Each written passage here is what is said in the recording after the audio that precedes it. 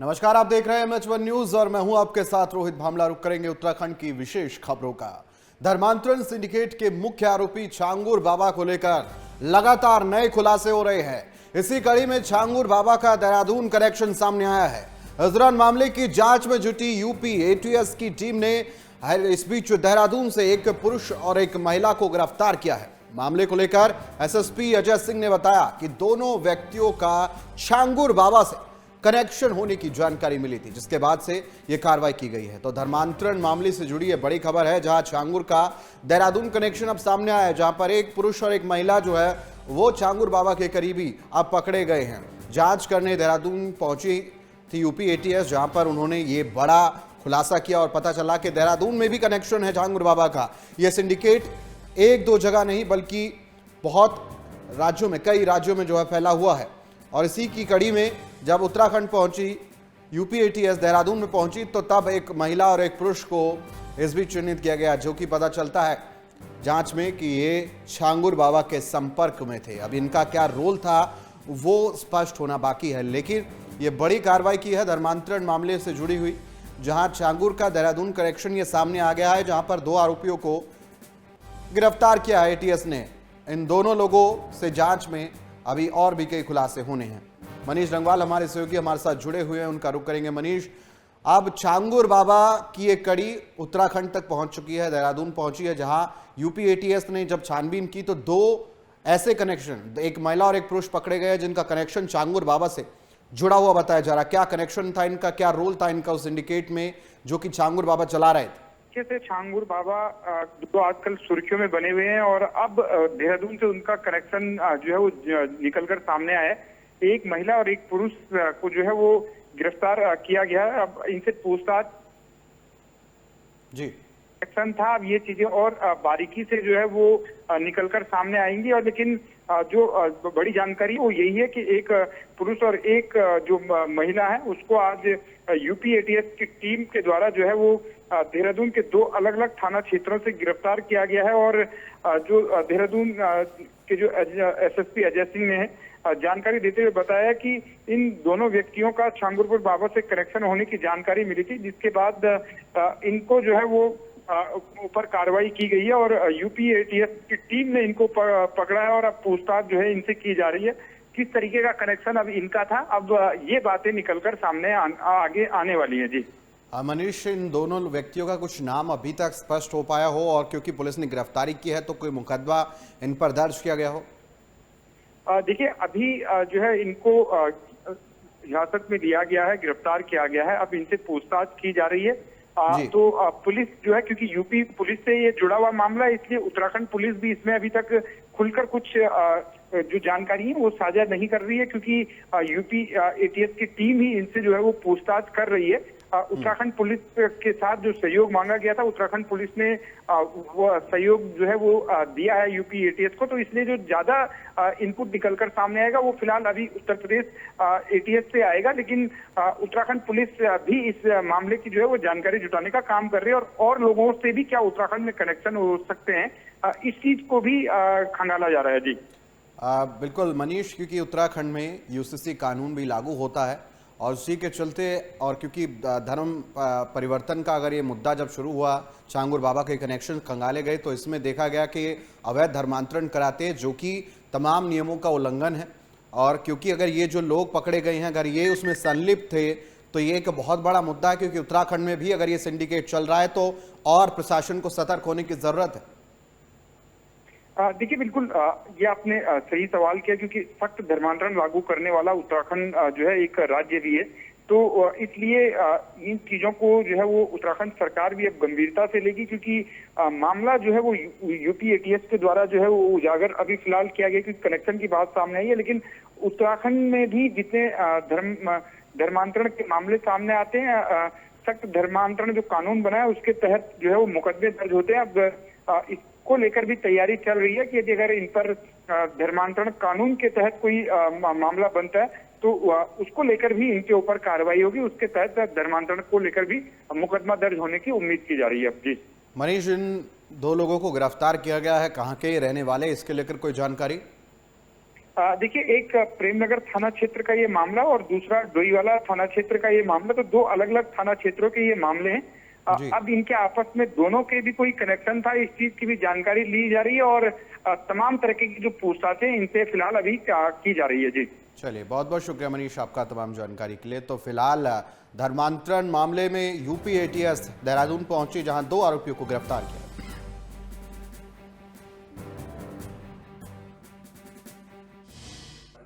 Definitely, चूंकि information हमारे पास पहले आ गई थी और इसमें हमने जो ग्राउंड वर्क किया था उसमें कहीं भी कोई ऐसा कोई ग्राउंड नहीं मिला था कि इनका कोई मतलब आपराधिक इतिहास हो या यहाँ पर कोई इनका क्रिमिनल एक्टिविटी हो।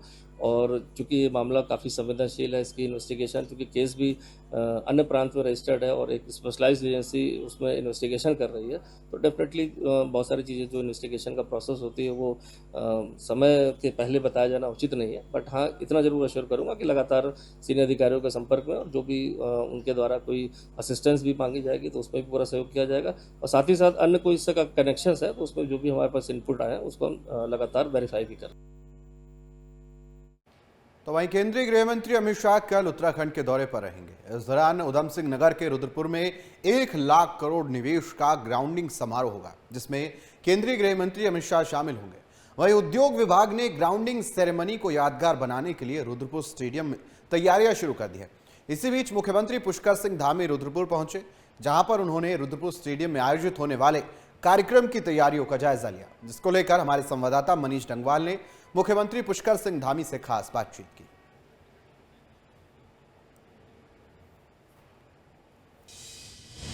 केंद्रीय गृह मंत्री अमित शाह कल उत्तराखंड दौरे पर हैं और ग्राउंडिंग सेरेमनी कार्यक्रम का आयोजन उत्तराखंड सरकार के द्वारा किया गया। सर, किस तरीके से आप देखते हैं, पहली बार हम इस तरीके से देख रहे हैं कि ग्राउंडिंग सेरेमनी का भी आयोजन इन्वेस्टर समिट के बाद किया जा रहा है?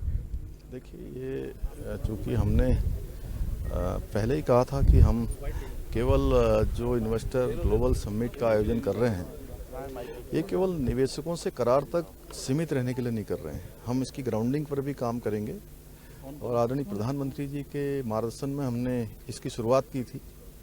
आदरणीय गृह मंत्री जी ने इन्वेस्टर ग्लोबल समिट का समापन समारोह में वो आए थे और उनसे प्रेरणा लेकर आज हमारी 1 लाख करोड़ की यहाँ पर ग्राउंडिंग हो गई है, जो निश्चित रूप से हमारे राज्य की पूरी मशीनरी के लिए भी, राज्यवासियों के लिए भी, हम सबको बहुत प्रोत्साहन देने वाली, प्रेरणा देने वाली है।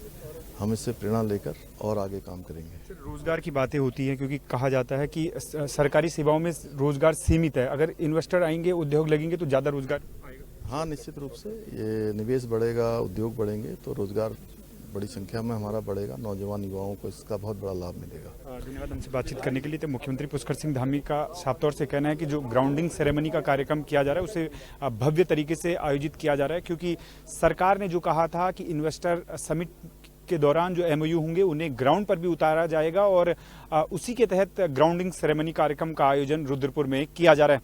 कैमरामैन मनोहर के साथ मनीष डंगवाल, MH1 न्यूज, रुद्रपुर। उत्तराखंड में मुख्यमंत्री पुष्कर सिंह धामी के निर्देश पर भ्रष्टाचार के खिलाफ लगातार कार्रवाई की जा रही है। इसी बीच सीएम धामी के निर्देश पर भ्रष्टाचार के मामले में उत्तराखंड पेयजल निगम हल्द्वानी के प्रभारी मुख्य अभियंता को निलंबित कर दिया गया है। शिकायतकर्ता की ओर से लगाए गए आरोपों की जांच की पुष्टि होने के बाद यह कार्रवाई की गई है। शिकायतकर्ता ने आरोप लगाया था कि 2022 में आरोपी सुजीत कुमार निर्माण मंडल देहरादून ने उनकी फर्म को विभाग में काम दिलाने और पंजीकरण करवाने का आश्वासन दिया था। इसके बदले उन्होंने 5 किश्तों में कुल 10 लाख रुपए की मांग की थी। बता दें कि उत्तराखंड में अब तक 200 से ज्यादा भ्रष्टाचारियों के खिलाफ कार्रवाई हो चुकी है।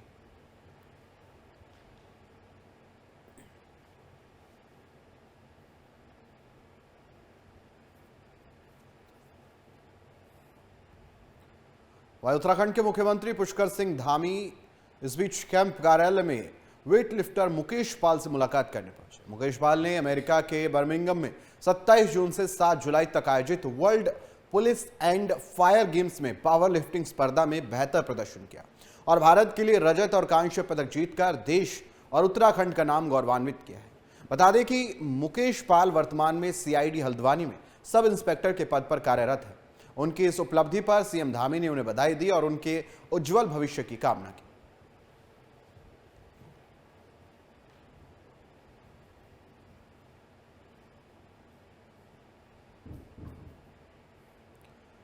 वहीं उत्तराखंड के मुख्यमंत्री पुष्कर सिंह धामी की अध्यक्षता में कैबिनेट की 23 जुलाई को अहम बैठक होगी। यह बैठक देहरादून में स्थित सचिवालय में सुबह 11 बजे आयोजित की जाएगी, जिसमें प्रदेश से जुड़े कई मुद्दों को लेकर चर्चा की जाएगी। तो कैबिनेट की बैठक होनी है, कई अहम प्रस्तावों पर चर्चा होगी और कई अहम मुद्दों को लेकर यह चर्चा भी अहम मानी जा रही है, तो 23 जुलाई को सचिवालय में होने जा रही है।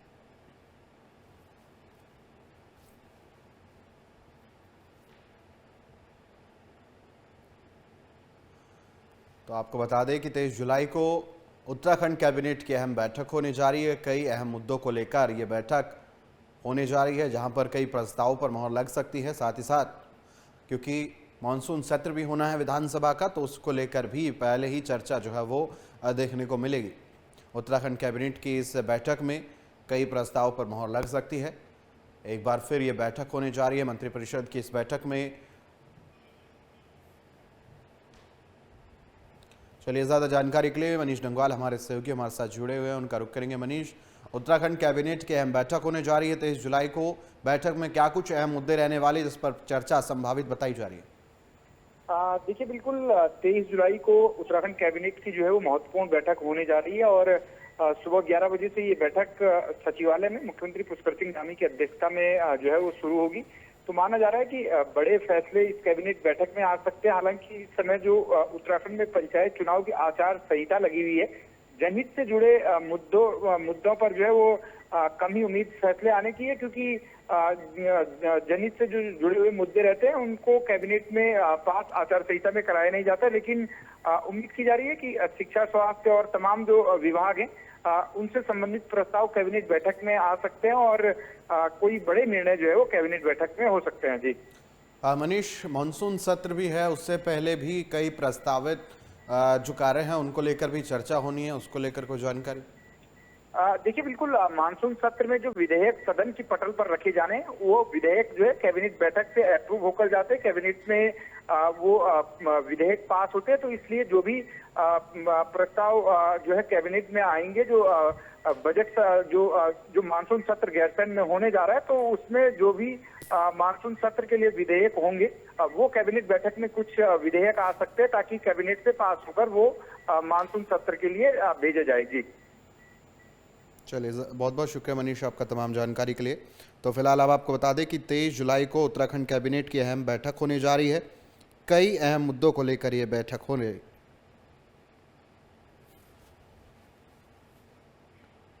वहीं उत्तराखंड में पंचायती चुनाव को लेकर राजनीति शुरू हो गई है। पिरान क्लियर से कांग्रेस विधायक ने कहा है कि हाईकोर्ट की ओर से जिस तरह निर्वाचन आयोग को फटकार लगाई गई है वो बिल्कुल सही है। पंचायती राज एक्ट में ये प्रावधान है कि जिसको दो जगह वोटर लिस्ट में शामिल किया गया है, उसका नाम शामिल है, वो चुनाव में भागीदारी नहीं कर सकता। तो आखिर में कैसे इस नियम की अवहेलना की जा रही है? साथ ही उन्होंने कहा कि पंचायत चुनाव में कांग्रेस पार्टी की पूरी तैयारी है।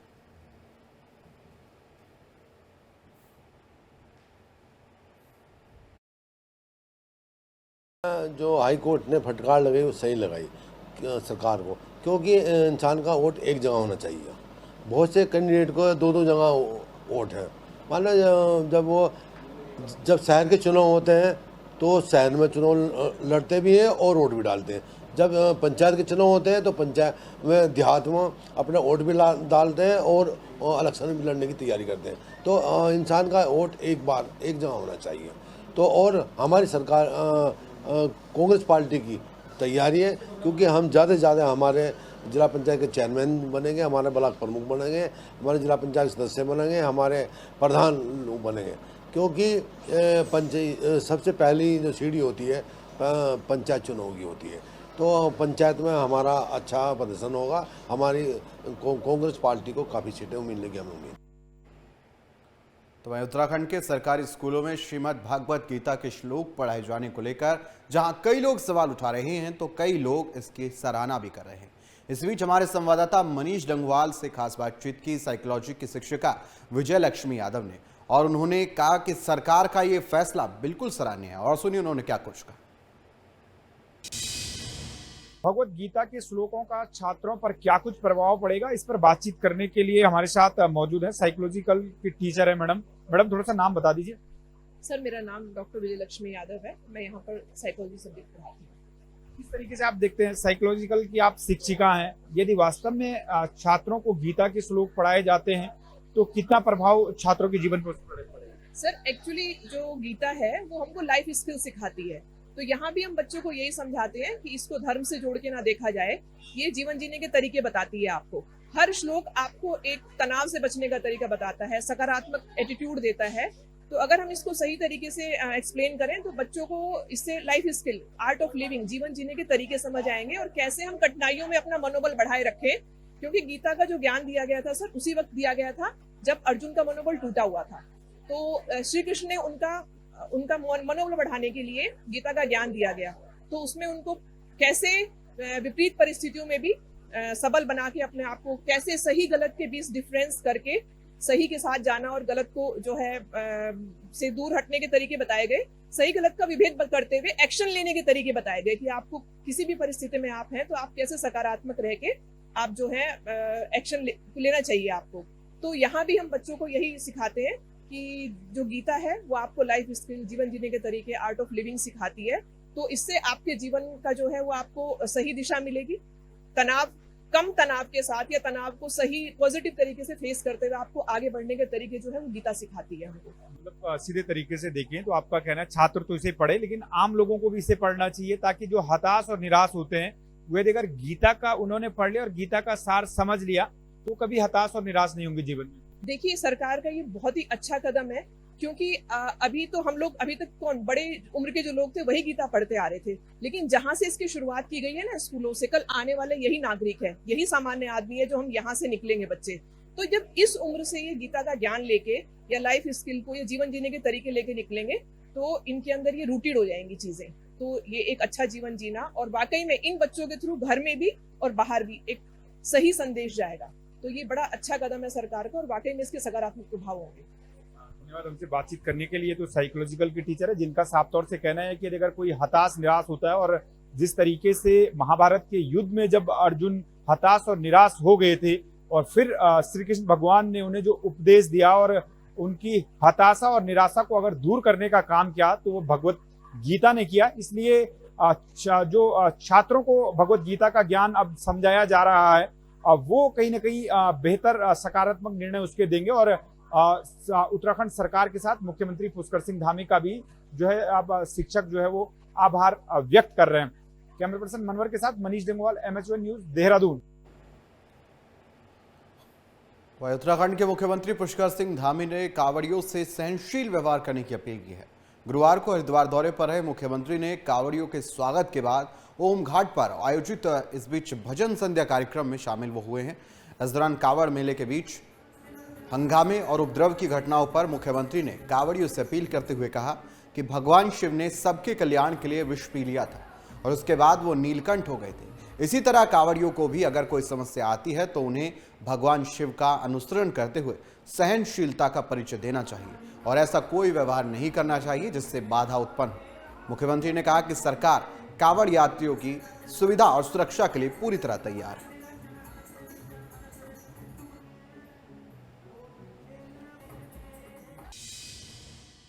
मां गंगा का जल भगवान भोलेनाथ जी को अर्पित किया जाता है और बड़ी कठिन यात्रा करके सभी कांवड़ यात्री पहुंचते हैं। और जहां हम सभी जानते हैं भगवान भोलेनाथ शंकर जी, उन्होंने दूसरों की रक्षा के लिए यानी कि सबके कल्याण के लिए हलाहल पी लिया था, विष पी लिया था और वो नीलकंठ हो गए थे। इसलिए हमें कांवड़ में आने वाले अपने सभी कांवड़ यात्रियों से भी, उन भाइयों से, बहनों से, सबसे अपील करता हूँ, कहीं पर अगर कोई परेशानी भी होती है तो भगवान शिव का अनुसरण करते हुए अपनी यात्रा से किसी को परेशानी न हो, कोई दुविधा में न फंसे, किसी प्रकार की विघ्न बाधा न हो। भगवान आप सबकी यात्रा सफल करे। वहीं कांवड़ मेले के दौरान हरिद्वार के बैरागी कैंप में श्रद्धालुओं की सुरक्षा और भीड़ नियंत्रण को लेकर ड्रोन कैमरों की मदद ली जा रही है। पूरे क्षेत्र में निगरानी रखने के लिए हाईटेक ड्रोन कैमरे लगातार आसमान से नजर रख रहे हैं। प्रशासन ने इस कदम को सुरक्षा व्यवस्था का अहम हिस्सा बताया है। ड्रोन की मदद से बड़ी संख्या में जुट रही भीड़ पर नजर रखी जा रही है ताकि किसी भी तरह की अव्यवस्था या संदिग्ध गतिविधियों को तुरंत पकड़ा जा सके। इस पर प्रशासन का कहना है कि तकनीकी के सहारे निगरानी से न सिर्फ सुरक्षा में मदद मिल रही है बल्कि ट्रैफिक और भीड़ नियंत्रण में भी काफी राहत मिली है।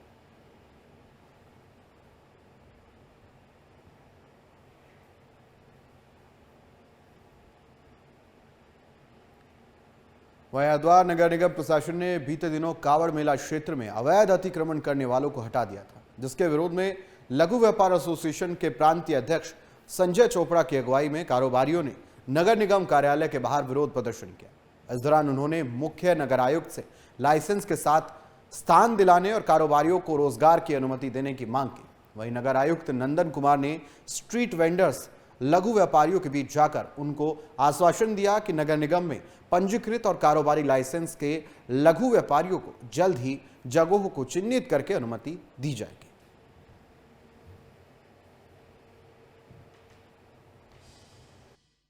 क्योंकि अभी कावड़ का समय चल रहा है और प्रशासन और नगर निगम की जो मुख्य प्राथमिकता यही है कि कावड़ियों को पूरा खुला एरिया दिया जाए और अदरवाइज भी इंक्रोचमेंट को हम कभी भी प्रमोट नहीं कर सकते हैं। तो इसलिए हमारा बृहद अभियान चल रहा है इंक्रोचमेंट एरिया। इसमें लगातार हमारी टीम जो हमारे नगर स्वास्थ्य अधिकारी हैं उनके अंतर्गत उनके ही लीडरशिप में बहुत ज्यादा इंक्रोचमेंट रिमूवल ड्राइव्स हम चला रहे हैं। उसी क्रम में कुछ जो हमारे वेंडिंग जोन से और जो वेंडिंग कमेटी के लोग हैं उनके कुछ विषय थे कि जो लाइसेंस है नगर निगम से उनको किस तरह से हम इसमें समायोजित कर सकते हैं। तो उसी विचार में चर्चा हुई थी और जो भी अगर लाइसेंस वेंडर है निगम का तो उसको हम जो निर्धारित हमारे वेंडिंग जोन्स हैं और जो वेंडिंग एरियाज हैं उसी में हम लोग उसको स्थापित करेंगे और अदरवाइज जैसे घाट हो गए, हमारे पुल हो गए और जो भी हमारे कावड़ पटरी का एरिया हो गया उन एरिया में हम बिल्कुल भी घोषणा को टॉलरेट। देखिए, मांगे सीधी सीधी है कि कावड़ मेला 2025 जिसका प्रारंभ हो चुका है और आज मुख्यमंत्री पुष्कर सिंह धामी जी भी इसका शुभारंभ कर रहे हैं कि जो हम हर वर्ष की बात इस वर्ष भी। लेकिन हमारे इशू ये थे कि रोडीबेल वाला क्षेत्र जो पूरा मेला क्षेत्र है वहाँ पर 715 जो रेडी पटरी के हमारे स्ट्रीट वेंडर जो पंजीकृत है नगर निगम के अंदर, जिनके पास पीले कार्ड हैं, सर्वे कार्ड हैं और लगभग 100 से 125 लोग ऐसे हैं जिन्हें अभी नगर निगम द्वारा लाइसेंस दिए गए, कारोबारी लाइसेंस दिए गए, भले ही चाहे चलती फिरती ठेली के लिए गए, उसमें कोई आपत्ति नहीं, लेकिन लाइसेंस दिए गए कारोबारी, उनको अनुमति दी जाए कारोबार की। इसको भी इस विषय को लेकर जो है आज विस्तारित रूप से चर्चा की गई। हरिद्वार में कावड़ यात्रियों के लिए एसडीआरएफ देवदूत बनी हुई है। इस दौरान एसडीआरएफ की टीम ने कांगड़ा घाट पर 4 युवकों को डूबने से बचा लिया। दरअसल चारों युवक गंगा में नहाते समय गहरे पानी में चले गए थे, जिसको लेकर समय रहते एसडीआरएफ की टीम ने रेस्क्यू ऑपरेशन चलाया और चारों को बचा लिया। वहीं एसडीआरएफ कमांडेंट अर्पण यदवंशी ने बताया कि मुख्यमंत्री के निर्देश पर एसडीआरएफ की टीमें कावड़ मेले में अलर्ट मोड पर है। कांगड़ा घाट, बैरागी कैंप, प्रेम नगर आश्रम, डलवाला और नीलकंठ जैसे क्षेत्रों में टीमें तैनात हैं। उन्होंने यह भी बताया कि अब तक नीलकंठ में 8 और हरिद्वार में 50 युवकों को रेस्क्यू कर जान उनकी बचाई जा चुकी है।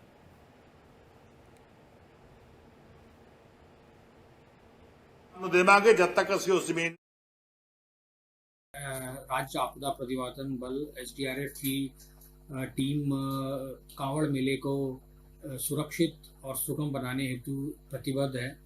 इसी के क्रम में एसडीआरएफ की जो टीम है वो कांगड़ा घाट, बैरागी कैंप, प्रेम नगर आश्रम, नाव घाट, ढालवाला और रिजर्व में और नाव घाट ढालवाला में रिजर्व के रूप में तैनात की गई हैं। इसके अलावा नीलकंठ में भी हमारी सर्च एंड रेस्क्यू टीम एक टीम तैनात की गई है। ये जो टीमें हैं ये यात्रियों की सकुशल और सुव्यवस्थित यात्रा कराने के लिए पूरी तरह प्रतिबद्ध हैं।